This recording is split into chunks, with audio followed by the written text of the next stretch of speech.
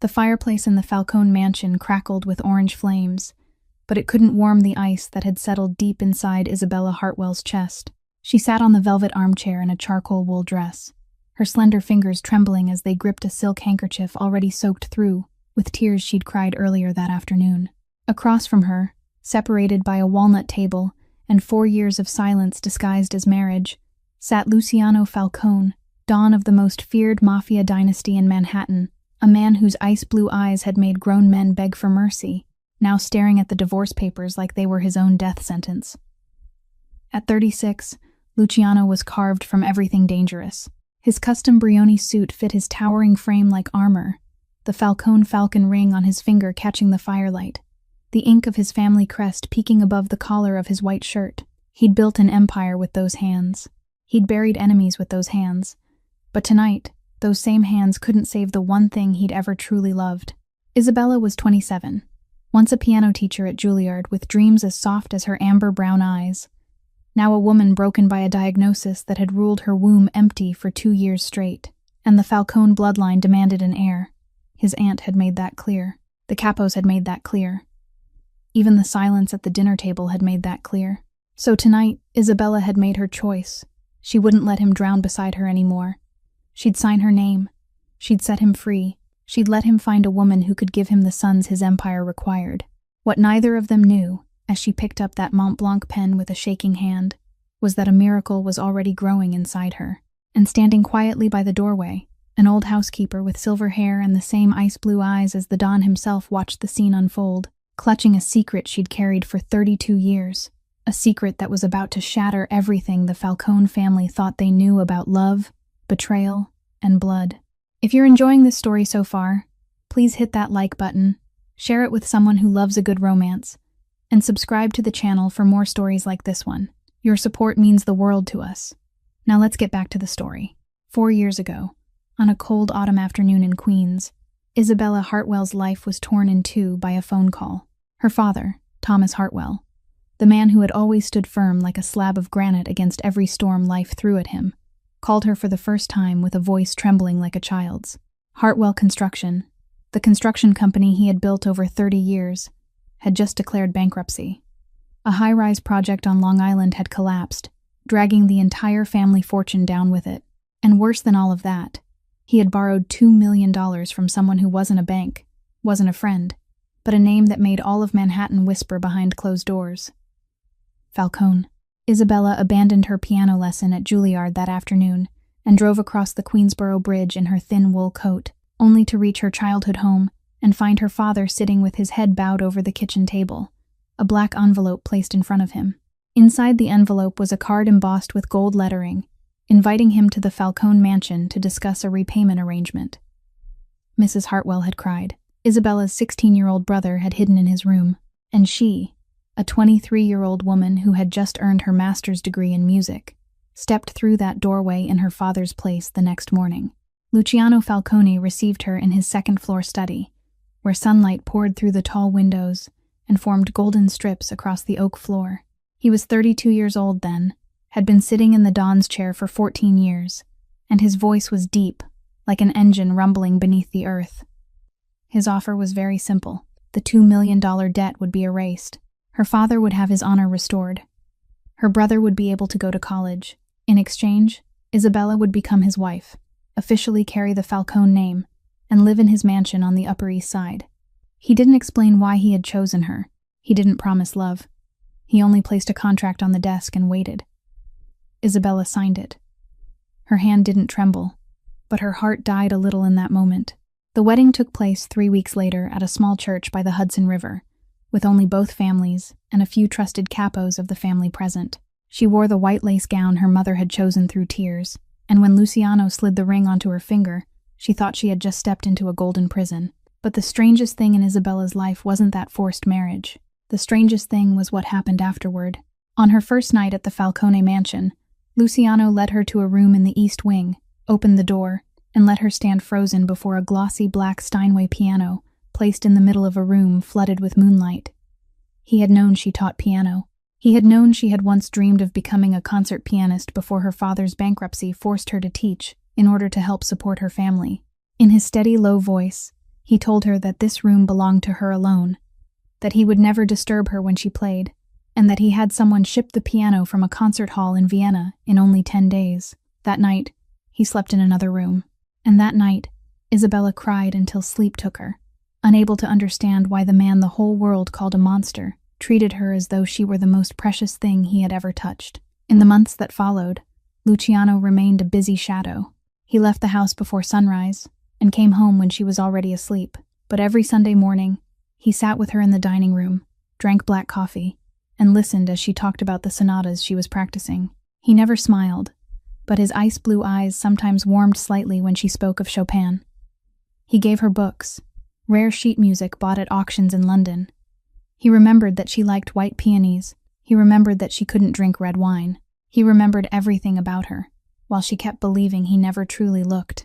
By the 13th month after the wedding, on a spring night, when she was playing Chopin's Nocturne No. 2 in the music room, Isabella looked up and saw Luciano standing in the doorway, still in his work suit, a glass of whiskey in his hand, silently listening to her. The look in his eyes, then, was no longer the look of a dawn. It was the look of a man watching the only thing that still made him believe this world wasn't entirely dark. Isabella stopped playing, and in the moment when the two of them looked at each other across the candlelit room, she suddenly recognized a truth that had been quietly growing inside her heart for 2 years, a truth she hadn't dared to name. She had fallen in love with him.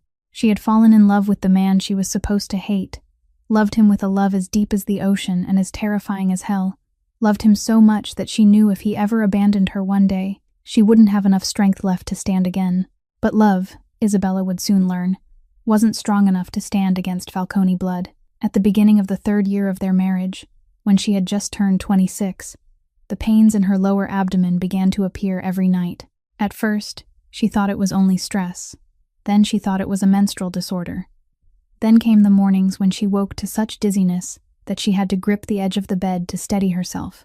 She hid it from Luciano for nearly 3 months, until one afternoon she collapsed in the piano room and Maggie found her curled up beside the pedals, cold sweat soaking her forehead. Luciano took her to a leading gynecologist at Weill Cornell Hospital that very night. The ultrasound results, blood tests, and magnetic resonance imaging 3 days later condemned her with words she would never forget. Severe stage polycystic ovarian cysts, widespread endometrial damage. The chance of natural pregnancy was almost 0. The doctor said many other things too, about artificial insemination, about rare chances, about surgeries they could try. But Isabella couldn't hear anything after that first sentence. She sat there in the cold leather chair, gripping Luciano's hand tightly, and felt her heart shatter into 1,000 pieces. She knew exactly what that meant to a man who carried the Falcone name. Luciano didn't say a word during the entire ride home that night. He only held her in his arms inside the Rolls-Royce, his large hand resting on her head, and his breathing seemed a little heavier than usual. But he didn't cry. He didn't get angry. He didn't ask anything at all. And it was that silence that began planting inside Isabella a fear she couldn't name. The news spread through the family faster than she had imagined. The first person to test her was Aunt Giovanna Falcone, the younger sister of the late Don Emilio, a 71-year-old woman with perfectly dyed black hair and lips that were always curved into a smile Isabella had learned never reached her eyes. Giovanna brought a bouquet of white lilies to the mansion one afternoon, sat in the tea room, and spoke words of sympathy sweetened with poison. She asked Isabella about her treatment plan. She told the story of a relative in Sicily who had once been infertile, then whose husband divorced her and married another woman, and then had 5 children. She said Falcone men always needed an heir, that it was a tradition going back 300 years, and that a dawn without a son was a dawn without a future. Every sentence of hers was wrapped in sweetness, but it pierced Isabella's heart like needles dipped in venom. From then on, every Friday evening, when the family gathered at the Falcone mansion for the traditional dinner, the grand dining room became the most refined chamber of emotional torture Isabella had ever endured. Giovanna always sat to Luciano's left, her syrupy voice mentioning the newborn grandchild of a capo, or the ultrasound image of a business partner's soon-to-be-born son. Tommaso Falcone, Giovanna's 39-year-old son, a second-tier capo with serpent-like eyes, always looked at Isabella's stomach with undisguised contempt. The older capos, sometimes drunk, would speak in Italian, thinking Isabella didn't understand. saying things about how a family couldn't be built on an empty womb. Isabella learned how to eat without tasting anything, how to smile without feeling joy, how to sit with her back straight while everything inside her was falling apart. And Luciano, he remained silent. He never stopped Giovanna. He never defended her in public. He only held her hand beneath the table and squeezed it tightly, like a whisper no one else could hear. But for a woman who was drowning, a hand held beneath the table wasn't enough to pull her back above the water. Last week, on the night of Giovanna's 71st birthday, she hosted a party at her private mansion in Scarsdale. 20 core members of the family were present: the capos, the old consiglieri, the distant aunts. After dessert, Giovanna rose and lifted her glass. And in front of the entire family, in front of Luciano, in front of Isabella, she spoke in a voice as clear as a sentence being handed down. She said it was time for Don Falcone to think seriously about the future of the bloodline. She said love was a private matter, but blood was a matter of 300 years. She said that if necessary, the family would help the Don find a new wife who was capable of bearing a son. The whole room went silent as a cemetery. Every pair of eyes turned to Luciano, and Luciano, the husband Isabella had loved so deeply she could hardly breathe, said nothing. He didn't object. He didn't stand up to protect her. He only set his wineglass down, looked at the table, and stayed silent. That silence, beneath the crystal chandeliers of the Scarsdale mansion, became the final drop that overflowed the cup Isabella had been carrying for too long. She went home that night, sat beside the Steinway all night without sleeping, and by dawn, she knew what she had to do. And now, 7 days after the night in Scarsdale, Isabella was sitting in the very living room she had once called home, facing the man she had once called her husband, with the divorce papers lying between them like a blade already sharpened. The fire in the hearth was still burning, but Isabella could no longer feel any warmth. She had cried herself empty since the afternoon, and now there was only a heavy hollowness pressing down on her chest. The lawyers from both sides had left an hour earlier, leaving them with the final agreement and a glossy black Mont Blanc pen resting at an angle on the paper. She only needed to sign, just one signature, and she would be free to become Isabella Hartwell again, the girl who taught piano at Juilliard, the girl who had never stepped into a world of blood and power. Just one signature, and Luciano would be free to find a woman who could give him the sons his bloodline demanded. She drew in a deep breath, trying not to look at his face, because she knew if she looked, she wouldn't have enough courage left to hold the pen. Isabella reached out, her fingers cold as stone, and lifted the pen from the walnut table. It was heavier than she had expected, or perhaps her hand had grown weak without her realizing it. She bent over the paper, placed the tip of the pen on the line reserved for the wife's signature, and began writing the first letter of her name. The letter I curved upward with a trembling stroke, the first dark black line cutting into the white paper like a wound. That was when the room began to spin. The flames in the fireplace suddenly blurred into long orange streaks. The crystal chandelier above her head dissolved into thousands of glittering fragments of light, like falling stars. The scent of Cuban tobacco that Luciano often smoked, the scent she had loved with an almost aching addiction for the past 4 years, suddenly became so suffocating that she couldn't breathe. Her stomach twisted violently, and a wave of nausea surged all the way up her throat. Her ears began ringing with a distant bell, louder and louder, drowning out even the crackle of the fire. She heard the Mont Blanc pen fall onto the wooden table, then roll down onto the Persian rug with a faint sound that seemed to come from another world. She tried to say something. She tried to say she was fine. She tried to say his name, but her tongue was heavy as lead, her throat was dry as sand, and her entire body began tilting forward slowly, beyond her control. The last thing Isabella saw before the darkness swallowed her was Luciano's face, no longer the cold mask of a Don, but the face of a man who had just watched his world collapse in 2 seconds. His ice-blue eyes widened, his pupils shrinking in terror, and his whole towering body lunged across the walnut table before her mind could even process that he was moving. She felt his arms, the arms that had killed men, the arms that had held her hand beneath the dining table, the arms that had rested gently on her stomach every night before sleep, now wrapping around her as firmly as a wall of steel. Her head pressed against his chest.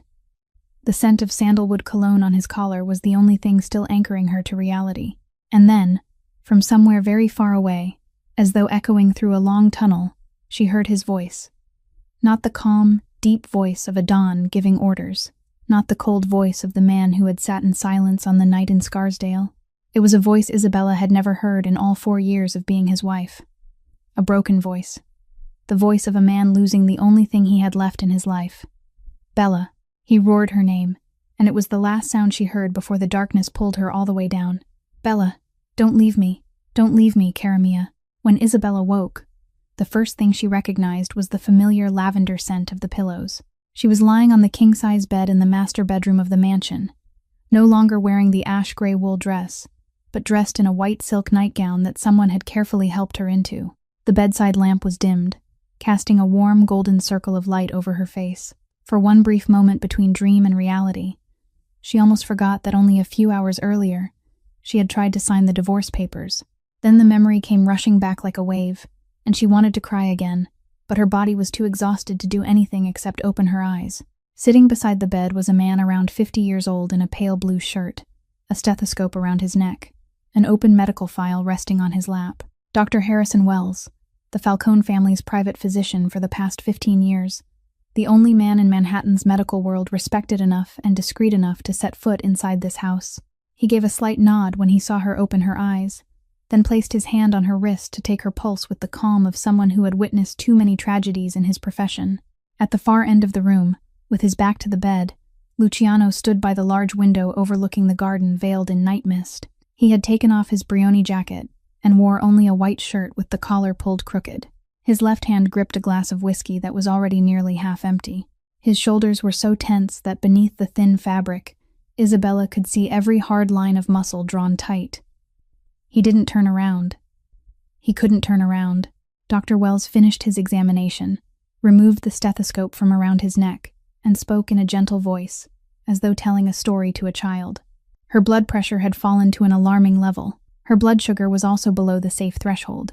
He said this was most likely the result of prolonged stress, lack of sleep, and possibly the fact that she had skipped meals for several days. He instructed her to rest for at least 1 week, drink enough water, eat 3 full meals a day, and absolutely avoid any intense emotion. He prescribed a few iron and vitamin supplements, closed the medical file, and stood up. Before leaving, he glanced toward Luciano, and the eyes of the two men met for only one brief second. No words were spoken, but Isabella understood that Dr. Wells had received a sum large enough to make sure no information would ever leave this room. The wooden door closed behind him with a soft click, and Luciano still stood there, his back turned, not looking at her. Isabella wanted to say something, wanted to call his name, but her throat tightened. She didn't know whether, after tonight, they were still anything to each other at all. It was in that painful silence that the bedroom door opened softly for the second time. Magdalena O'Sullivan, the 62-year-old housekeeper with her silver hair neatly pinned at the back of her neck, stepped in with a tray of hot ginger tea in her hands. She had cared for the Falcone mansion for the past 4 years, and Isabella had never once seen her unsettled in any situation. She had always been the embodiment of calm, a steady hand inside a house full of storms. But tonight, when she set the tea tray down on the bedside table, Isabella realized that her hands were trembling. Not the trembling of old age. It was the trembling of someone trying to say something they had hidden for far too long. Magdalena looked at Isabella, then at Luciano, who still stood with his back turned by the window. She drew in a deep breath, as if gathering the courage of an entire lifetime. Her voice rose, soft but clear, ringing like a bell in the night. "Don Falcone, I'd like to say one thing." Luciano didn't turn around. "Say it, Maggie. Dr. Wells is a good doctor, but he's a doctor for men." Magdalena paused, her hands tightening around the edge of her apron. "I have cared for 12 children in my life, sir. I helped deliver 3 women's babies when I was still in Italy. I have seen these signs too many times to mistake them." The entire room fell so silent that they could hear the faint crackle of the fireplace below drifting up through the wooden floor. Luciano slowly, very slowly, turned around. His ice-blue eyes, the eyes that had made all of Manhattan afraid, were fixed on Magdalena with something Isabella couldn't name. "What are you saying, Maggie?" Magdalena didn't look away from him. She spoke the next sentence with the certainty of a vow made before an altar. "Isabella isn't only stressed, Don. She's pregnant." The whiskey glass slipped from Luciano's fingers, the same fingers that had been gripping it tightly for the past 3 hours. It fell onto the deep red Persian rug with a heavy sound, rolled a few times, and stopped right beneath his feet. No one bent down to pick it up. No one breathed. There were only 3 hearts beating in that room, and each heart had just crossed a threshold from which there would never be a way back. Luciano didn't sleep that night. Isabella knew it, because every time she opened her eyes, even for only 1 second between broken stretches of sleep, she saw him sitting in the armchair pulled close beside the bed, his elbows braced on his knees, his eyes never leaving her stomach. He didn't touch her. He didn't say a word. He only sat there, as if the miracle Magdalena had just spoken aloud would disappear if he blinked for too long. By 5 in the morning, while the Manhattan sky was still black as ink, he called Vincenzo Bianchi in a low voice that allowed no refusal. Half an hour later, the black Rolls-Royce Phantom was parked in front of the mansion, and Isabella was carried down the stairs in Luciano's own arms, wrapped in his cashmere wool coat, capped, even though she had insisted that she could walk. He didn't say no. He simply didn't listen. At 6 in the morning, the private VIP floor at Mount Sinai Hospital opened a separate entrance for them. There was no waiting room, no name displayed on a registration screen, no nurse asking for paperwork. Dr. Elena Whitmore, an obstetrician nearly 60 years old, with short gray streaked hair and experienced gray eyes, was already waiting for them in a private ultrasound room.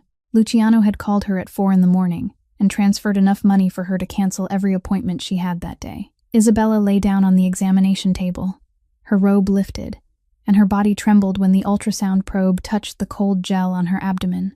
Luciano stood beside her, his left hand holding her right, and for the first time in her life, Isabella felt his pulse racing faster than her own. The black and white screen filled with blurred outlines, and then Dr. Whitmore stopped the probe. She was silent for a few seconds, adjusted the angle, and turned the screen toward them. "This is your baby."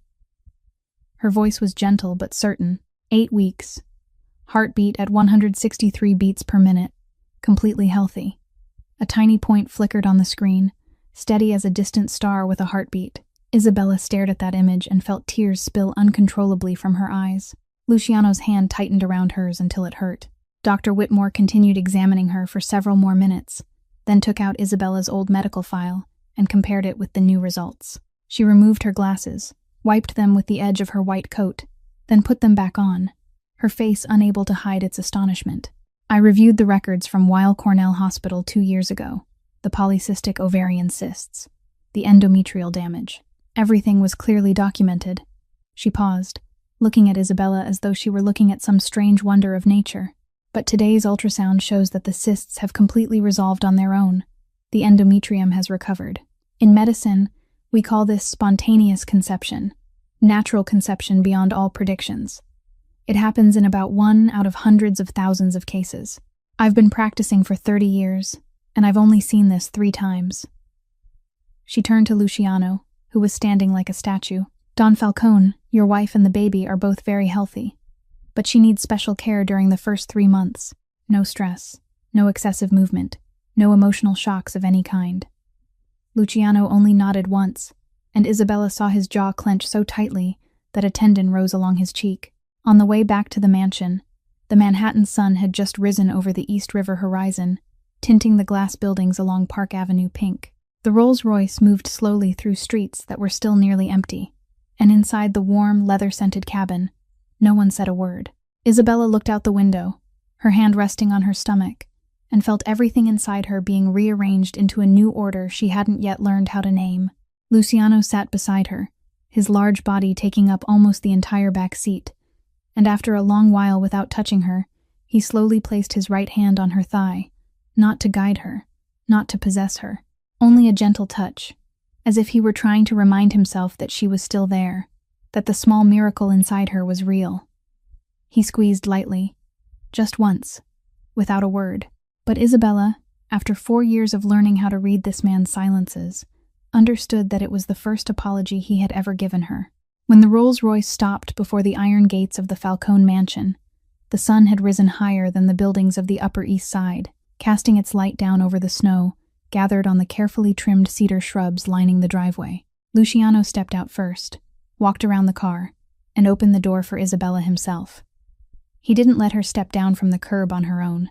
He supported her with both hands, one behind her back, one lifting her elbow, as if within the past 12 hours she had become something made of glass. Inside the grand foyer, Magdalena was waiting for them, with a cashmere shawl in her hands, and undisguised worry in her eyes. She didn't ask anything, only looked toward Luciano. He gave a slight nod, and in Magdalena's eyes, Isabella saw something break open into quiet joy, a trembling smile appearing at the corner of her mouth before she turned away to hide it. Luciano led Isabella straight back to the living room, the room where only last night they had nearly ended their marriage. The fireplace was still smoldering from the night before, red coals glowing beneath a layer of white ash. The divorce papers were still lying on the walnut table, the Mont Blanc pen resting at an angle beside them, the letter I she had barely managed to write still there like an unhealed wound. Luciano stood looking at the paper for a long time. Then, without saying a word, he stepped forward, lifted the document with both hands, and began to tear it. He tore it once lengthwise, then a second time, then a third. White scraps of paper fell onto the carpet like snow. When the document had become nothing more than small fragments, he gathered them in his large palm, walked to the fireplace, and threw them all into the flames. The pieces of paper caught fire at once, curling, turning black, then vanishing into ash. Luciano stood watching until the final scrap had burned away. After that, he turned back, and for the first time that morning, he looked directly into her eyes. He walked over, knelt before the armchair where Isabella was sitting, his brioni-covered knees touching the Persian rug, and took her hand between both of his. That gesture, from a man who had never knelt before anyone in his life, made Isabella hold her breath. Bella, his voice was low, no longer shattered like it had been last night, but there was something bare inside it that she had never heard before. I need you to listen to me, and I need to say this only once. She nodded, not daring to open her mouth. When I was 4 years old, my father told me my mother had died of heart disease.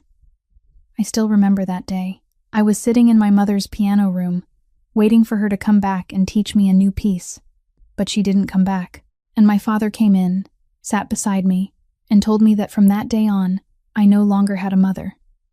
I cried for one night. After that, my father told me Falcone men don't cry, so I stopped crying. Forever. His hand tightened around hers a little. When I was 12 years old, I was sitting in the car with my father on the way home from St. Patrick's Cathedral. Another car pulled up beside us. I watched my father get shot 3 times right next to me. His blood splattered across my face. I sat beside his body for 20 minutes before the family's men arrived, and from that day on, I learned that loving someone meant giving the world a weapon to hurt you. I spent the next 6 years learning how not to love. When I was 18, I sat in the Don's chair where my father had once sat, and I became very good at not loving, until you walked into my study 4 years ago. His ice blue eyes reddened, not with tears, only with something inside him breaking open after 32 years. I loved you from that moment, Bella. I loved you when I placed the Steinway in the room in the East Wing. I loved you every Sunday when you told me about Chopin. I loved you the night you sat beside the fireplace playing the nocturne, and I stood in the doorway, not daring to step inside. But I didn't know how to say it. I'd never learned. And when you were diagnosed, I thought the best way to love you was to stay silent, to let you decide for yourself, to not force you to stay with a man who didn't deserve you. I was wrong. I was terribly wrong, Bella. I didn't love you enough. I'm sorry. Isabella couldn't hold back anymore. She fell forward, wrapped her arms around his neck, and cried. She cried for 4 years of silence. She cried for the 4-year-old boy who had lost his mother. She cried for the 12-year-old boy who had sat beside his father's body. She cried for both of them, who had almost lost each other. Luciano held her so tightly she could barely breathe, his face buried in her hair, and his shoulders shook in a silent way that only she could feel. That night, for the first time in months, they slept in the same bed.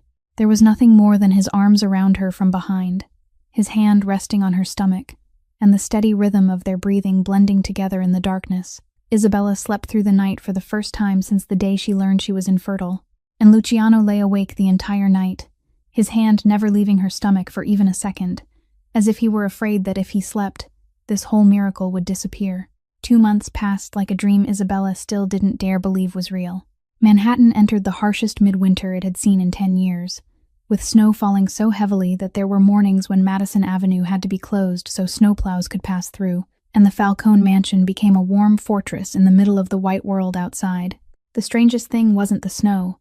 The strangest thing was that Luciano was home, the man whom, for the past 4 years, Isabella had only seen as a retreating back, leaving the mansion before dawn and returning after midnight, now sat across from her at the breakfast table every morning, drinking black coffee, reading the Wall Street paper, and looking up to smile whenever she yawned. He summoned Vincenzo Bianchi to the mansion library one evening in late November, and after a conversation that lasted 2 hours behind closed doors, Vincenzo stepped out with a thick stack of files under his arm and a new weight on his shoulders. 80% of the family's work, from the Brooklyn port contracts, the relationships with the families in Chicago and Philadelphia, to the daily decisions about personnel and territory, was transferred to Vincenzo's management. Luciano kept only the most critical strategic decisions. He was still the Don, but the Don was now at home. Every day, from 10 in the morning until 12 noon, he sat in the second-floor library, a walnut-paneled room with bookshelves reaching all the way to the ceiling, and a granite fireplace always smoldering quietly. Senior capos came to report, consigliere came to request signatures, and Vincenzo came to discuss matters that needed the Don's opinion. At exactly 12 o'clock, Luciano closed the library door and accepted no further meetings. The rest of the day belonged to Isabella. He went with her to every ultrasound appointment at Mount Sinai Hospital, sitting in the plastic chair beside the examination table, holding her hand, his eyes fixed on the screen whenever Dr. Whitmore pointed out each tiny part of the baby. In the 12th week, they heard the heartbeat clearly for the first time through the amplifier. In the 16th week, Dr. Whitmore said they would be able to know the baby's sex at the next appointment if they wanted to. Luciano looked at Isabella, and she only shook her head. She wanted to keep that secret until the very last minute. He agreed without the slightest hesitation. On the way home, inside the warm Rolls-Royce, he held her hand and said that whether it was a boy or a girl, this child was already his entire world. Isabella suffered from severe morning sickness throughout the first trimester. The smell of coffee made her nauseous. The smell of beef sent her rushing into the bathroom. But there were nights in the middle of the night when her stomach suddenly craved something so specific that she couldn't fall back asleep. One night in early January, while snow was falling thickly outside the windows and the wind howled past the distant bell towers of St. Patrick's Cathedral, Isabella woke at 2 in the morning with a strange craving for a bowl of Italian chicken soup Magdalena had made for her once 3 weeks earlier. She tried to go back to sleep. She couldn't.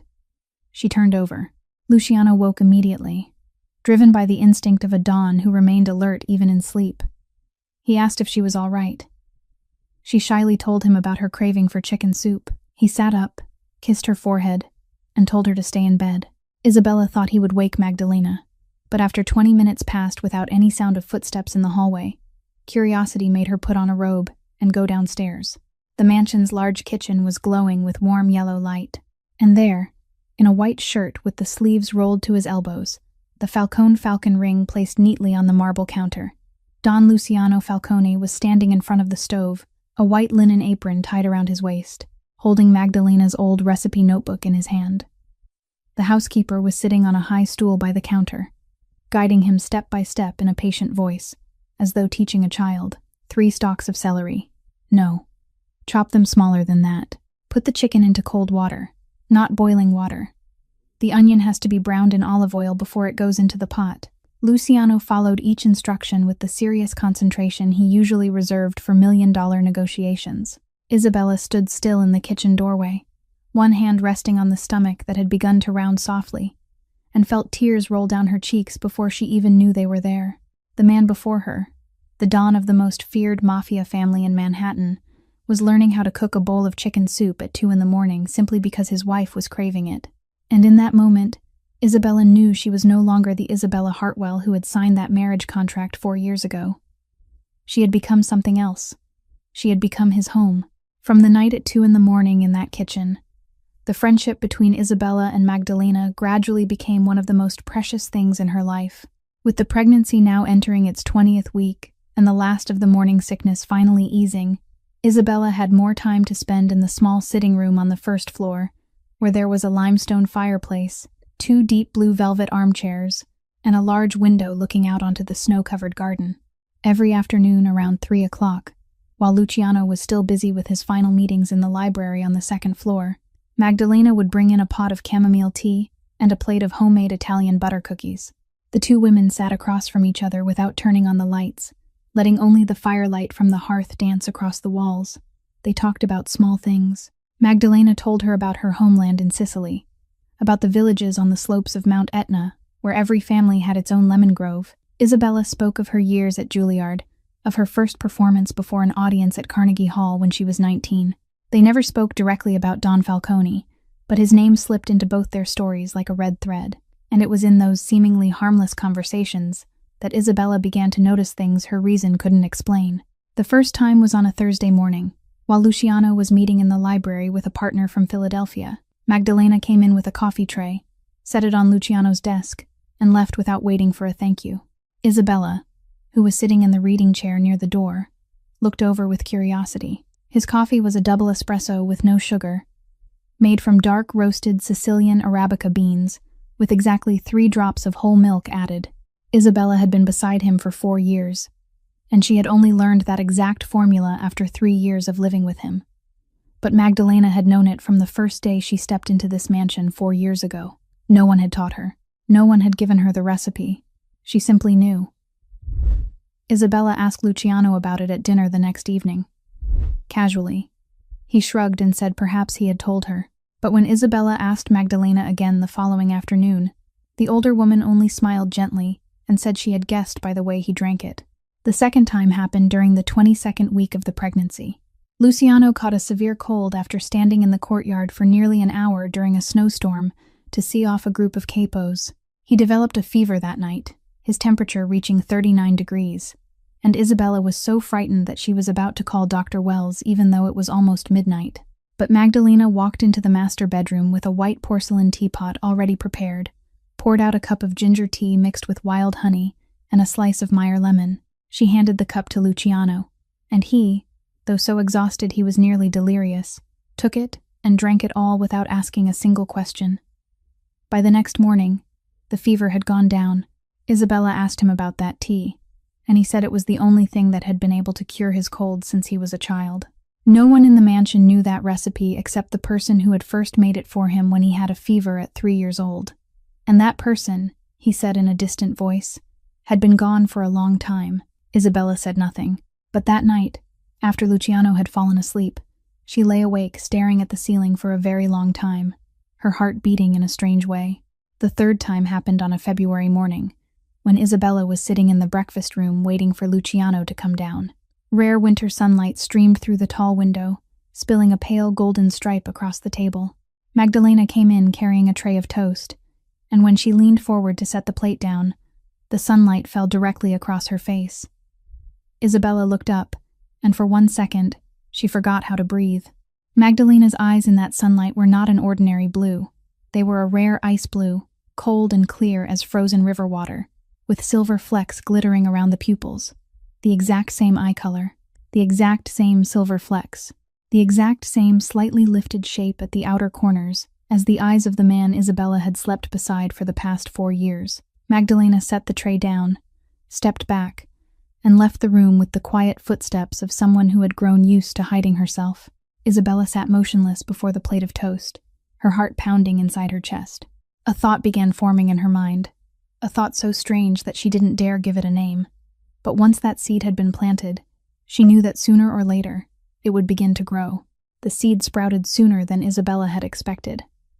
3 nights after the morning she had seen Magdalena's eyes in the sunlight, she couldn't sleep. The baby had begun kicking harder since the 23rd week, and tonight, the little kicks kept coming, one after another, leaving her restless until 2 in the morning. Luciano slept deeply beside her, one hand resting on her stomach as he did every night. She gently lifted his hand away, put on the gray cashmere wool robe, and went downstairs in her soft fur slippers. The mansion at night was so silent that she could hear the pendulum clock in the grand foyer marking time with its steady rhythm. She meant to go down to the kitchen for a glass of warm milk with honey, the drink Magdalena had taught her to make so she could sleep more easily. But when she came near the wooden kitchen door, she stopped. The kitchen light was on, not the main light, but the small lamp beside the marble counter, and through the narrow gap in the half-open door, she heard a sound that made her heart tighten. Crying. Small, quiet.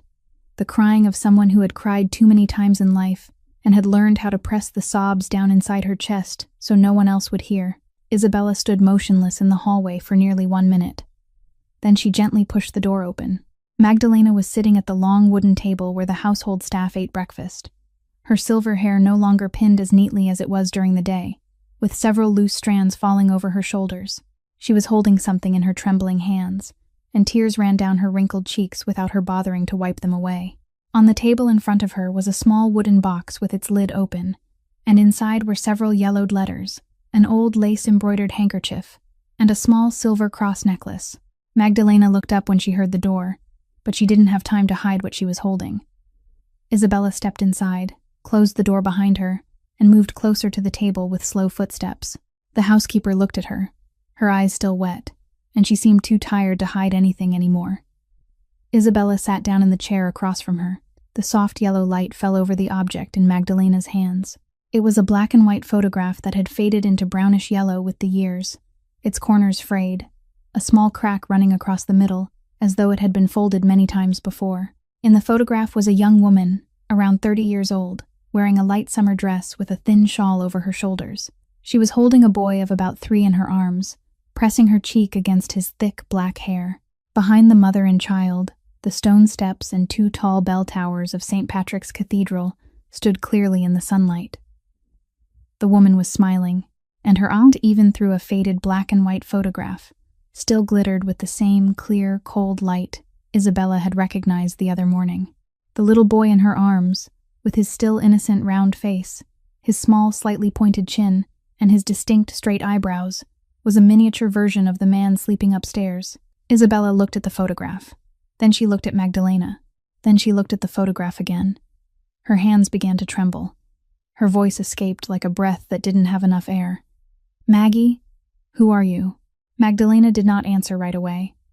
She looked at the photograph in her hand for a little while longer, then gently placed it down on the wooden table between them, as if she had been waiting for this moment for 32 years, and now no longer had the strength to stretch that waiting out for even 1 more minute. She drew in a long breath, trembling as she inhaled, and when she spoke, her voice was no longer the voice of Maggie O'Sullivan, the housekeeper Isabella had known for the past 4 years. It was the voice of a woman who had been silent for far too long. "My real name is Magdalena Russo Falconi. I was born in Palermo, Sicily, in 1961. And the woman in this photograph, she is me from 32 years ago." Isabella sat frozen. Magdalena continued, her voice flat and steady, as though she were reading a story that didn't belong to her. She had met Don Emilio Falcone in the summer when she was 24, when he came to Sicily on a family business trip. He had been a widower for 3 years, and when he saw her working in her parents' flower shop on Via Maqueda, he came back every day for 2 straight weeks, just to buy a different bouquet. 6 months later, she followed him to Manhattan as Don Falcone's official second wife. She was 25 years old, and she loved that man with the whole heart of a girl who had just left her homeland for the first time. 1 year later, Luciana was born at a private hospital on the Upper East Side. She had held her son in her arms and sworn before God that she would teach him how to love, how to care, how to laugh, even if he carried Falcone blood inside him. Those first years were the happiest years of her life. But there was one person in that house who never accepted her. Giovanna Falcone, Emilio's younger sister, who was 39 at the time, had lived in the Falcone mansion her entire life. She had grown used to controlling everything while Emilio was widowed. And the arrival of Magdalena, a young, beautiful Sicilian girl with rare ice-blue eyes and the ability to make Don Emilio laugh like an ordinary man, became a threat Giovanna couldn't accept. When Luciana was 4 years old, Giovanna made her move. She hired a young man to pretend to be Magdalena's former lover from Sicily, staged a meeting at a cafe in Little Italy, and hired a photographer to take carefully manipulated photographs that appeared to show Magdalena embracing and kissing that man. She also forged love letters in handwriting made to look exactly like Magdalena's. Then she placed all the evidence on Don Emilio's desk. Emilio Falcone was a man who loved his wife deeply, and because he loved deeply, he became blindly furious. He didn't ask Magdalena a single question. He didn't give her a chance to explain. That night, he woke her at 2 in the morning, threw the evidence onto the bed, and ordered 2 guards to take her out of the mansion immediately. She wasn't allowed to bring anything except the clothes she was wearing. She wasn't allowed to enter her son's room to say goodbye. She wasn't allowed to set foot in Manhattan again. If she came back, he swore he would kill her. Magdalena stopped speaking for a while, her trembling hands taking hold of the photograph. The only thing I managed to do before they pushed me into the car was sneak into my son's room. Luciano was sleeping. I kissed his forehead and whispered that his mother would always love him, even if he never knew it. The next morning, Emilio told Luciano that his mother had died of heart disease in the night. He believed it. What does a 4-year-old know except to believe? She lived under a hidden identity in Brooklyn for the next 28 years. She changed her surname to O'Sullivan, the surname of an Irish friend who had helped her get new papers. She worked as a housekeeper for wealthy families in Park Slope and Cobble Hill, moving every 5 years, so no one would recognize her. She followed news about the Falcone family through the newspapers. She knew when Emilio was assassinated. She knew when Luciano inherited his position at 18. She had stood 1 block away from St. Patrick's Cathedral on the day of Don Emilio's funeral, wearing a dark coat with a scarf covering half her face, just to see her son from a distance one time. 4 years ago, when I read in the newspaper that Luciano had married you, I knew this was the final chance of my life. I hired someone to create a new file for Maggie O'Sullivan, 58 years old, a housekeeper with 30 years of experience. I passed 3 rounds of interviews with the Falcone security team. And when I stepped into the mansion for the first time after 28 years, I could barely stay on my feet. My Luciano, my 4-year-old boy, had become a 32-year-old man with eyes exactly like mine and a voice exactly like his father's. Isabella had been crying without knowing when the tears had started. She stood, walked around the table, and wrapped her arms tightly around the older woman, the stronger woman, the woman who had suffered far more than she had. Maggie, no, Magdalena, you have to tell him. He has lived 32 years believing his mother was dead. He needs to know the truth. Magdalena shook her head, tears falling onto Isabella's shoulder. Not yet, my child. Giovanna is still there. That woman killed me once with a lie. If she knows I'm alive and have been inside this house for 4 years, she won't stop at a second lie. She'll truly kill me. And she'll kill you and the baby inside you too. I have waited 32 years. I can wait a little longer until we find a safe way. While Isabella and Magdalena were holding each other and crying in the darkened kitchen at 2 a.m, 15 blocks north of the Falcone mansion, at the Scarsdale estate, Giovanna Falcone had just slammed down the phone with enough force to make the crystal base let out a small crack. The person who had called her was a young nurse named Paulina, working in the maternity ward at Mount Sinai Hospital, a girl who had accepted Giovanna's thick envelopes for the past 2 years in exchange for reporting any information related to Don Falcone's wife. And tonight, Paulina had called to deliver a piece of news Giovanna had been certain would never happen. Isabella Hartwell was pregnant, 23 weeks, a baby girl, perfectly healthy. Giovanna sank into the red velvet armchair in her private room, her hands trembling from a rage she had held back for 3 decades, now suddenly surging up beyond her control. 32 years ago, she had taken everything from Magdalena to make sure the Don's chair would remain in a bloodline she could control.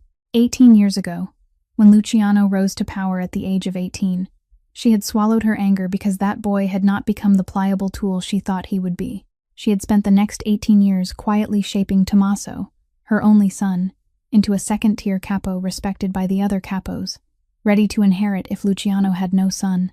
And now, when Isabella had been diagnosed as infertile 2 years earlier, when Giovanna's plan had nearly reached completion after so many years of patient waiting, the very daughter-in-law, who should have signed the divorce papers last month, was carrying inside her the one who would steal everything away. She did not hesitate for even one more night. At 7 o'clock the next evening, Giovanna Falcone, wearing a black mink coat that fell to her ankles, stepped out of her private Mercedes Maybach and entered a nightclub called Zolotoy Kliuk, hidden deep inside a quiet street in Forest Hills, Queens. The club belonged to the Bratva, the Russian Mafia group that controlled most of Brighton Beach, and had been the Falcone family's sworn enemy for the past 20 years. Inside, past dim, red-lit corridors and a steel door guarded by 2 large bodyguards, she was led into a private room in the basement, where Matthias Kovac was waiting. Kovac was 45 years old, the Pakan of the New York Bratva, a large man with the gray eyes of a wolf too familiar with blood. 2 8-pointed star tattoos sat symmetrically on his collarbones, the mark of the highest rank in the Russian criminal world. He did not stand when Giovanna entered. He only gestured for her to sit in the chair across from him. Giovanna placed a small leather briefcase on the table and did not touch the vodka the server had already poured. She went straight to the point. Don Falcone's wife was pregnant with a baby girl. In 4 months, the child would be born, and that event would officially lock Luciano's position within the family for one more generation. Giovanna wanted that not to happen. She wanted Isabella Hartwell handled in a way that would leave no trace leading back to the Falcone family or to herself. In exchange, she would provide the Bratva with the full operating schedule for 30% of the Red Hook port territory in Brooklyn, including the warehouses, container ship schedules, and the list of capos in charge. She would clear the way for the Bratva to seize that territory within the next 6 months without organized resistance. Matthias Kovac took a sip of vodka and looked at her with unblinking gray eyes. Then he gave a small laugh, the kind that did not reach his eyes. He said he had waited 20 years to hear an offer like this from someone inside the Falcone family itself. They shook hands across the table, and in that handshake between 2 old and cold hands, Isabella Hartwell's death sentence was signed. 3 weeks after the meeting at Zolotoy Kliuch, at 4:17 on Wednesday morning, Red Hook Harbor in Brooklyn was shaken by an explosion so powerful that the windows of apartments 3 blocks away cracked. Flames rose more than 60 feet high, staining one corner of the Brooklyn sky red in the cold rain of early March. By 5 in the morning, when Vincenzo Bianchi arrived at the scene in a black leather coat thrown on in haste, the New York Fire Department had already sealed off the entire area. Warehouse number 7, one of the Falcone family's 12 strategic warehouses at the port, had burned completely to the ground. 30 containers of legal shipment goods used for the family's business front were destroyed. 3 men working the night shift didn't make it out in time. They were young capos, whom Luciano had personally brought into the family 3 years earlier. Boys he had once regarded like younger brothers. Vincenzo looked at the 3 bodies being pulled from the ashes, and his jaw clenched so tightly his teeth made a sound. He took out his phone and made only 1 call. Luciano answered after 2 rings. By 7 in the morning, Luciano was standing inside the family's security command room in the basement of the Falcone mansion, an armored room with 12 large screens showing live feeds from the security cameras of every family property across New York City. He hadn't slept. Isabella was still asleep upstairs, and he had left Magdalena sitting watch beside her bed, allowing no one else to enter the master bedroom without a direct order from him. Vincenzo had laid everything out over 20 minutes. Warehouse number 7 had not been a random target. It was the only warehouse during those 3 nights that had enough cargo inside to create an explosion large enough to draw media attention. And the schedule of the young capos working that night shift had only been decided on Monday afternoon, 2 days before the explosion. Luciano walked to the central screen, one hand resting on the edge of the cold metal table. His ice-blue eyes no longer held even a trace of emotion. The look the older capos had learned meant death was drawing near for someone. He spoke in a low, even voice. Who knew that schedule? Vincenzo gave 7 names. 4 of them were first-tier capos Luciano had trusted absolutely for 10 years. 2 were old consiglieri, who had served the family since Don Emilio's time. The 7th was Tommaso Falcone. Luciano showed no reaction when he heard Tommaso's surname. He only signaled for Vincenzo to continue. Over the next 4 hours, the family's technical team reviewed every piece of footage from the security cameras around Scarsdale, Queens, and Brighton Beach. By 11 in the morning, Vincenzo entered Luciano's study with a black hard drive in his hand and an expression he had tried to control but couldn't hide. The footage was played on the large screen. At 7:09 on Monday evening, a black SUV with Russian plates had stopped in front of the gates of Giovanna Falcone's Scarsdale estate. The driver was Dmitry Volkov, the closest right-hand man of Matthias Kovac, the Bratva Pakan. He stayed inside the estate for exactly 53 minutes. When he left, the leather briefcase he had carried in had become 2 briefcases carried out. Luciano watched the footage 3 times. By the 3rd time, he no longer needed to see it. He sat down in the leather chair behind his desk, slowly turning the Falcone falcon ring on his finger. And when he spoke, his voice was terrifyingly calm. Vincenzo, double the security around Isabella from this moment on. No one except you, me, and Magdalena enters her room. None of her appointments happen without 4 guards accompanying her. No car except my Rolls takes her anywhere. Vincenzo nodded. And Giovanna? Luciano looked out the distant window, where snow was beginning to fall again. Not yet. I need her to think she's still safe. And I need to know who else is standing behind her. Magdalena had watched everything that happened over the past 3 weeks with the eyes of a mother who had kept silent for 32 years, and now knew that the time for silence finally had to end. The explosion at Red Hook, the increased security around Isabella, Luciano's long meetings in the basement, all of it told her one thing. Giovanna had made her move, and this time, the person being targeted was not her. It was her unborn grandchild. On Sunday night, 5 days after the explosion, when Luciano took Isabella to church to pray with 3 bodyguards, Magdalena had exactly 40 minutes inside the empty house. She went up to Luciano's study on the 2nd floor, a large walnut-paneled library with an English-style desk set with its back to the tall windows. She opened the small leather satchel she had kept in the drawer of her vanity for the past 4 years. Inside were 3 things. The first was the black and white photograph she had shown Isabella that night in the kitchen. The photograph of her and her son in front of St. Patrick's Cathedral when he was 3 years old. The second was a thick 7-page letter she had written to Emilio Falcone 3 weeks after being driven from the mansion 32 years ago. A letter in which she had written the entire truth about Giovanna, about the man who had pretended to be her former lover, about the doctored photograph. That letter had never been sent, because she knew Emilio would never read a letter from someone he had forbidden to contact him. And the third was the old phone she had hidden in the pocket of her apron 2 weeks earlier, when she had passed through the 1st-floor hallway and accidentally heard Giovanna, visiting the mansion under the name of family business, speaking privately on the phone in the tea room, unaware that the old housekeeper was standing behind the half-open door. Giovanna's voice was clear as day, confessing to an unnamed person on the other end of the line that she had spent 32 years building her current position and wouldn't let the daughter of a Sicilian whore steal everything from her, just as she had removed Luciano's mother from his life all those years ago. Magdalena placed all 3 things on Luciano's desk, directly in the center, where the desk lamp would shine straight down when he sat there. She left no note. Then she went down to the greenhouse at the end of the garden behind the mansion, sat on the wicker chair among the pots of jasmine, and waited. At 9:40 that night, Luciano entered his study to review the security reports one last time before going to bed. The desk lamp was switched on. He saw the photograph. He sat down very slowly. He read the letter from beginning to end, all 7 pages of yellowed paper covered in the slender, slanted handwriting of a young woman. He played the recording on the old phone. He listened to all 5 minutes and 23 seconds of the familiar voice that had raised him for 32 years. When the recording ended, Luciano stood. He walked to the antique liquor cabinet made of walnut inlaid with ivory, set in the corner of the room, where he kept the Scottish whiskey collection his father had left behind. He placed both hands on the glass front of the cabinet, and with a rage that had been building for 32 years, he shoved the entire cabinet onto the wooden floor. Glass shattered, wood cracked, and dozens of bottles broke into glittering shards amid a widening pool of amber liquid spreading across the carpet. 2 guards ran to the door and stopped outside. Luciano only signaled for them to leave, his voice nothing more than a whisper. "Get out. Close the door." He stood alone among that wreckage for a long time, breathing deeply, his shoulders trembling.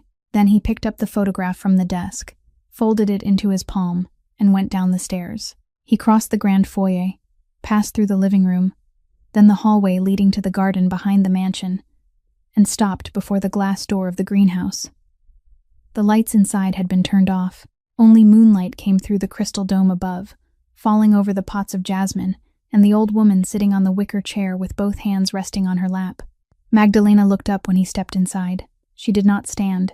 She only looked at him. And for the first time in his adult life, Don Luciano Falcone, the man who had never knelt before anyone, the man all of Manhattan lowered its head for when he passed, walked to the wicker chair, slowly dropped to both knees in front of her, and placed his head on her lap. For a long time, he said nothing.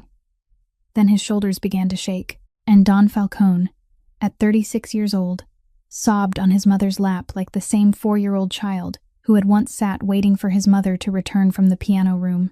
Magdalena placed her wrinkled hand on his black hair and stroked it gently, just as she had stroked it 32 years before. She did not say a word. She did not need to. Her tears ran down her cheeks, fell into his hair, and blended with his own. 32 years of silence. 32 years of living without a name. 32 years of a mother forbidden to be called mother. All of it shattered in that little greenhouse, beneath the early March moonlight. among the pots of jasmine she had grown for the past 4 years, only because those were the flowers she had once grown in the garden of her home in Sicily, when little Luciano was still a child, learning to walk. 2 weeks after the night in the greenhouse, Isabella had entered the 28th week of her pregnancy, and her stomach had rounded so visibly that every step she took had to slow by 1 beat. Luciano had not made any move against Giovanna yet, and that was exactly the strategy he and Vincenzo had agreed on. She had to believe she was still safe, so the other links in the conspiracy would reveal themselves. But Giovanna Falcone was a snake that had lived in the grass for far too long not to sense when the ground was shifting. 3 weeks had passed without the Bratva contacting her again after the Red Hook explosion. Her nephew had been unusually silent at the family dinner last week. And worse, she began to notice new guards appearing around the Falcone mansion, faces she did not recognize. She decided she had to act before Luciano acted against her. On Saturday afternoon, at around 2 o'clock, a black Mercedes Maybach stopped in front of the mansion gates. Giovanna stepped out in an elegant gray wool coat, not her usual mink coat, holding a bouquet of white dahlias and a small gift box wrapped in pink tissue paper. Her appearance was that of a remorseful aunt who had come to ask for forgiveness. The housekeeper led her into the living room, where Isabella was reading beside the fireplace. Giovanna sat down, placed the flowers on the table, and said in a trembling voice that she had thought a great deal over the past few months, that she felt terrible about what she had said on the night of her birthday in Scarsdale, that she wanted to apologize to Isabella before the baby was born, so no resentment would be passed down to the little granddaughter. She handed over the gift box, and inside was a gold necklace with a pendant of Saint Anne, the patron saint of mothers and newborns in Italian tradition. Isabella had learned many things in the Falcone world over the past 4 years, and her instincts were screaming that something was wrong. But Giovanna's tears were real, rolling down her wrinkled cheeks, and she asked for only 10 minutes to speak with Isabella privately in the back garden, where they could breathe a little fresh air and both feel more at ease.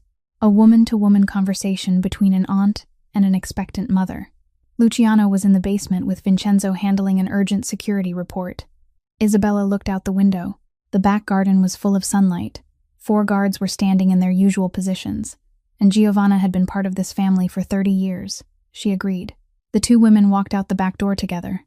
At that exact moment, a food delivery truck that Magdalena had ordered 2 weeks earlier stopped at the mansion's western side gate, and the entire outer security team was redirected to inspect the truck according to standard security procedure. In the exact 4 minutes when the side gate was opened for the goods inspection, a pitch-black Cadillac Escalade SUV rushed through before anyone could react. 3 men dressed in black stepped out from behind the tall yew hedge near the stone bench Giovanna was leading Isabella toward. She didn't have time to scream before a chloroform-soaked cloth was pressed over her face from behind. The chemical smell rushed into her nose. Her hands instinctively flew to her stomach, wanting to protect her child. The last thing she saw before the darkness dragged her down was Giovanna's face. No longer tearful, no longer remorseful, holding only a smile as cold as ice from a woman who had waited 32 years to smile like that. Magdalena was arranging flowers in the kitchen when she heard the hurried footsteps of a guard outside in the yard. She looked out the window just in time to see Giovanna walking toward her Mercedes alone, without Isabella beside her, and the Maybach leaving the mansion at once. She did not need anyone to tell her what had happened. She ran, faster than a 62-year-old woman should have been able to run, down the basement stairs, shoved the door to the security command room open, and screamed one single sentence before collapsing to the floor. Luciano. They took Isabella. Luciano Falcone had witnessed many terrible scenes in his life. He had watched his father get shot 3 times when he was 12. He had killed for the first time at 17. He had ordered executions 4 times with his own voice. But he had never truly known fear until the moment he looked down at his old mother trembling on the floor and understood that the only woman he had ever loved, along with his unborn child, had just been stolen from his home in broad daylight. The color drained from his face. His hand settled on the table, gripping so tightly that his knuckles turned white. When he spoke, his voice was colder than the tomb where his father lay. "Vincenzo, call everyone. Call every person we have. If I don't find her alive within the next 6 hours, I'll burn all of New York to ash, and I'll start with Brighton Beach." The Falcone family's information network was activated at a level Manhattan had not witnessed in the past 20 years. Every capo, every informant, every taxi driver, every restaurant owner who had ever owed Don Falcone a favor received the same call within 15 minutes.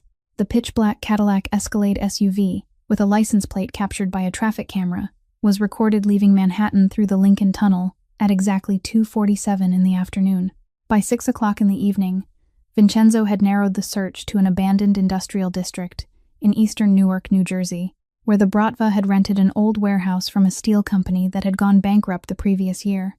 By 7:20, drones had flown over the area and confirmed at least 7 armed men inside the warehouse complex. At exactly 10 o'clock that night, under the relentless cold rain, 20 men from the Falcone family surrounded the entire compound from 4 directions. Luciano sat in his own black Escalade, 200 meters from the warehouse, checking his Glock 19 one final time. He wore black Kevlar body armor beneath his leather jacket, fingerless leather gloves, and the Falcone Falcon ring he had never once removed was now turned inward against his palm, so it wouldn't catch the light. Vincenzo sat beside him, an earpiece in his ear, signaling that the teams were in position. Luciano had said nothing for the past 3 hours except tactical commands. He hadn't eaten anything since noon. He hadn't drunk a single drop of water. Every ounce of energy in his body had condensed into one thing, and that was the fury waiting to be released. 10 o'clock. Vincenzo nodded. Luciano stepped out of the car, and his team moved like a machine.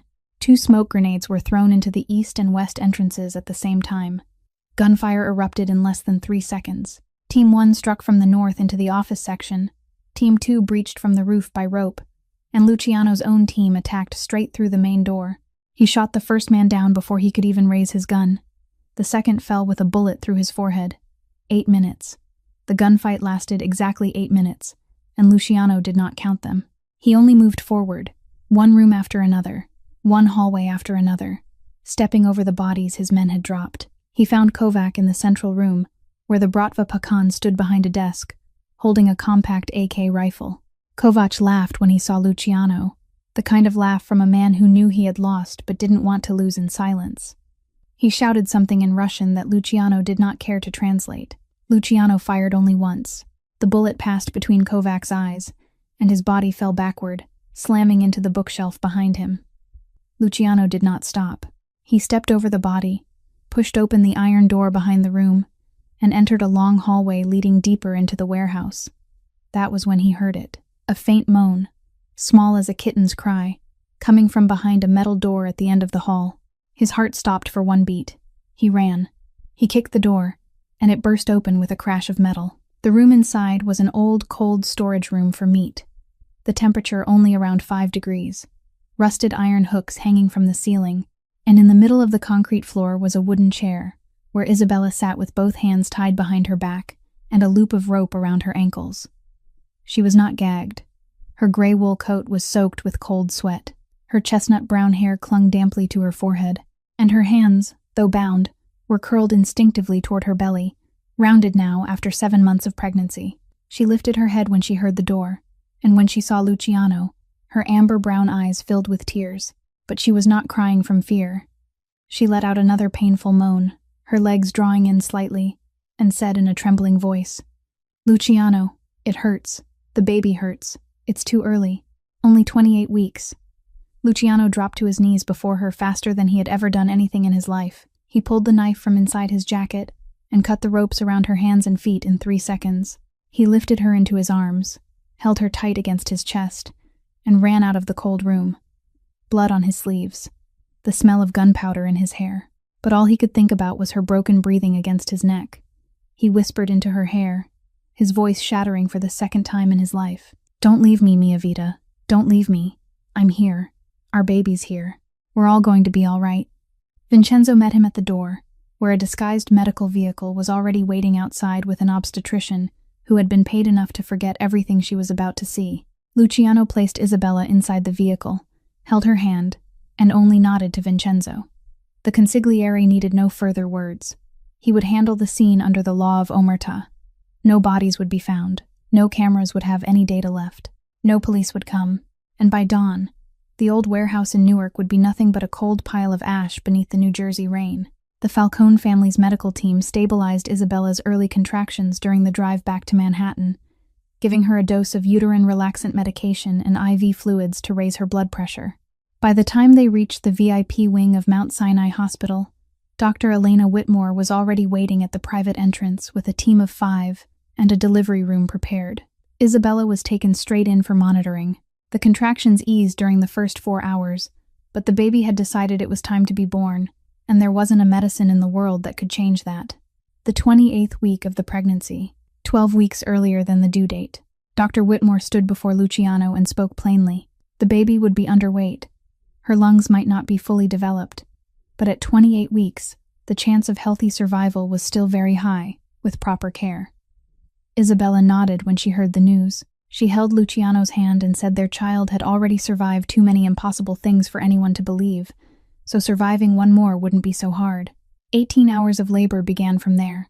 Luciano did not leave the delivery room for even 1 second. He didn't go to the bathroom, didn't drink water, didn't answer his phone. He only sat in the chair beside the bed, holding Isabella's hand, wiping the sweat from her forehead after every contraction, and breathing with her in the rhythm the nurse instructed. When she cried out in pain during the 13th hour that she couldn't do it anymore, he bent close to her ear and whispered that she was the strongest woman he had ever known, that she had survived 32 years of another woman's conspiracy, that she had survived a cold room in Newark, and that their daughter was waiting for her. At 6:47 on Sunday morning, the first cry rang out in the delivery room. A baby girl, 2 pounds 12 ounces. Her lungs fought powerfully for their first breath despite her tiny weight. Dr. Whitmore lifted the baby, cleaned her, wrapped her in a pale pink towel, and placed her on Isabella's chest. The baby had thick black hair like her father, and when she opened her eyes for the first time in her life, Isabella saw the ice-blue eyes glittering with silver flecks that she had loved for the past 4 years, now set in a tiny face that had been born only 8 seconds ago. Luciano bent down and gently placed one finger into his daughter's small palm. She grasped his finger with all her tiny strength, and Don Luciano Falcone, the man all of Manhattan feared, cried for the second time in his life. The tears were quiet, with no sobbing, only drops sliding silently down his cheeks and falling onto the pink blanket around his firstborn child. Isabella looked at him, then at the baby, and whispered the name they had agreed on the previous Saturday night. Aurelia Magdalena Falcone. Luciano nodded, his voice caught in his throat. Aurelia, Golden Light, Magdalena, named after your grandmother. 1 hour later, after Isabella had been moved to the recovery room and Aurelia was lying in the incubator beside her, Luciano called Magdalena to the hospital. She walked into the room with eyes still red from 20 hours of waiting. Luciano stood, went to her, took his mother's wrinkled hands in his, and led her to the incubator.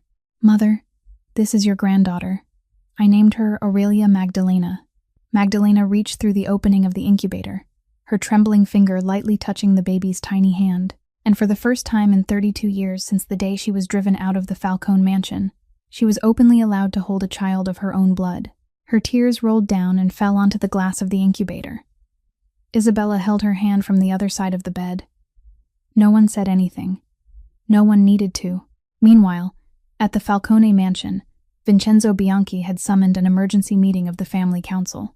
The 12 highest-ranking capos were present at 8 in the morning. Vincenzo presented all the evidence Magdalena had left on Luciano's desk 2 weeks earlier, along with the recording from the meeting at Zolotoy Kliuch that a Bratva informant had provided after Kovac's death, the old plot to slander Magdalena, the alliance with the Bratva, the Red Hook explosion that killed 3 young capos, Isabella's kidnapping. Everything was laid out in absolute silence. When Vincenzo finished, the council voted. 12 hands rose in agreement. Under the law of Omerta, Giovanna Falcone was not executed because she had been family blood for 3 generations, but she was sentenced to the harshest punishment short of death. All her personal assets were confiscated and redistributed among the loyal capos. Her name was erased from the official Falcone family tree. She was forced to leave American soil within 48 hours and move to a cloistered convent in Monreale, Sicily, where she would spend the final years of her life under the supervision of an old branch of the family, forbidden to contact anyone in New York, forbidden to leave the convent, and forbidden to own any personal property. Tommaso, her son, was demoted to the lowest position in the family and placed under house arrest for 1 year so his loyalty could be examined. And on the VIP floor of Mount Sinai Hospital, in the first sunlight of Sunday streaming through the window, a grandmother, a mother, and a granddaughter who had taken 32 years to finally meet sat together at last in a blessed silence. 2 years had passed since that fateful Sunday morning at Mount Sinai Hospital, and the Falcone mansion on the Upper East Side was no longer the place Isabella had once called a golden prison 4 years earlier. It had become a real home. The foyer walls were hung with family photographs instead of solemn old oil paintings. The wooden floors echoed with the toddling footsteps of a 2-year-old girl, and the smell of butter cookies Magdalena baked every Sunday afternoon had replaced the scent of Cuban tobacco that once drifted through the hallways. Aurelia Magdalena Falcone had just passed her 2nd birthday. A little girl with softly curled chestnut brown hair like her mother, and ice blue eyes glittering with silver flecks like her father, eyes that made her grandmother cry quietly every time she watched the child sleep. She ran through the mansion on tireless little legs, calling Magdalena Nana in the clumsy Italian voice the older woman had taught her from the moment she began to speak. Luciano had kept the promise he made to Isabella on the night Aurelia was born. Over 2 years, with the help of Vincenzo and a team of top Manhattan lawyers, he officially transformed the entire operation of the Falcone family into legitimate business. Falcone Holdings, the real estate company, now owned 17 office towers across Midtown and the financial district. 3 luxury boutique hotels had opened in the Hamptons under the Casa Falcone brand, each with its own music room and a Steinway piano Isabella had personally advised them to choose. The Italian restaurant chain, Luz della Nonna, with 8 locations across Manhattan and Brooklyn, had received its first Michelin star the previous spring, and the most famous chicken soup recipe on the menu was the very recipe Magdalena had taught Luciano on that snowy 2 o'clock morning nearly 3 years earlier. The loyal capos had been allowed to choose between following him into legitimate business or accepting a large payment to retire in peace, and most of them chose to follow him. On the Saturday afternoon of the 2nd week of December, in the rose garden behind the mansion, now covered with a thin layer of snow glittering like white sugar, Luciano and Isabella stood together once more beneath an arch of white roses and fresh pine branches to renew their marriage vows. It wasn't a political wedding held 3 weeks after a contract had been signed, as it had been 6.5 years earlier. It was a real ceremony, with the people they loved most, and with promises that came from the heart instead of from a debt. 30 guests were present: Isabella's parents, her younger brother, who had now graduated from Columbia University thanks to the debt forgiveness from years ago, Vincenzo and his wife, a few of Isabella's old friends from Juilliard, and Magdalena, wearing the pale blue wool dress Isabella had chosen for her with her own hands, sitting in the front row with Aurelia in her lap. She was not the officiant in the religious sense, but when Luciano and Isabella exchanged their new vows, they turned to her first, and she placed her wrinkled hands on their heads, blessing them in whispered Italian words she had not dared to speak aloud for 32 years. On Christmas Eve, 3 weeks later, when the entire mansion had fallen into quiet and Aurelia was sleeping soundly in her own room under Magdalena's watch, Isabella sat beside the large fireplace in the living room with Luciano. It was the same fireplace where, 2 years and 8 months earlier, the divorce papers had burned into ash. She rested her head on his shoulder, his arm wrapped around her waist, and inside her heart was a secret she had kept for 3 days, waiting for this exact night. She took his hand, placed it on her stomach, where a very slight curve had begun that only she knew about, and said it. A baby boy. 7 weeks. Completely natural. Luciano sat still for 3 seconds. Then he bent down, pressed his forehead to hers, and couldn't say a word. Tears rolled down his cheeks for the 3rd time in his life. Isabella smiled through her own tears and wiped his away with her thumb. After a long while, when the crackle of the fire was the only sound in the room, Luciano whispered into her hair, "You saved me, Bella. You saved a man I thought had died when he was 4 years old." She lifted her head and looked at him, her warm amber-brown eyes glowing in the firelight. "We saved each other, Luciano. That's what family does."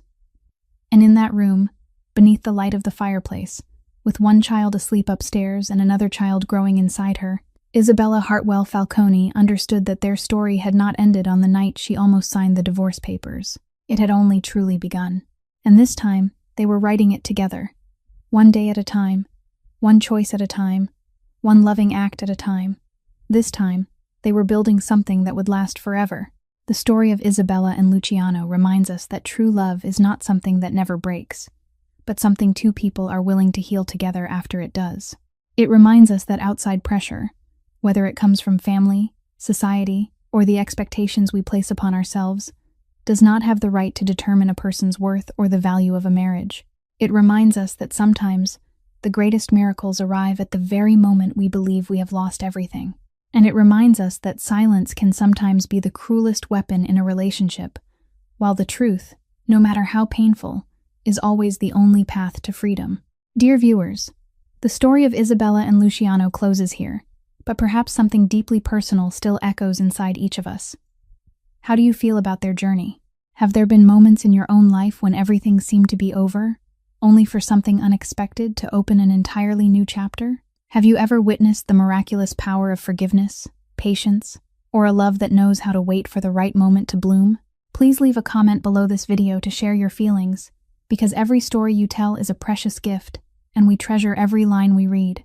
If today's story touched your heart, please press the like button, share this video with the people you love, and don't forget to subscribe to our channel and turn on the notification bell so you won't miss meaningful stories every day. Our channel is always working with devotion to bring you emotional, profound, and deeply humane stories, and your companionship is the greatest motivation for us to continue this journey. We wish every viewer watching this video abundant health, a joyful life every day, and a peaceful heart amid all the storms of life. Goodbye for now, and we'll see you again in the next video.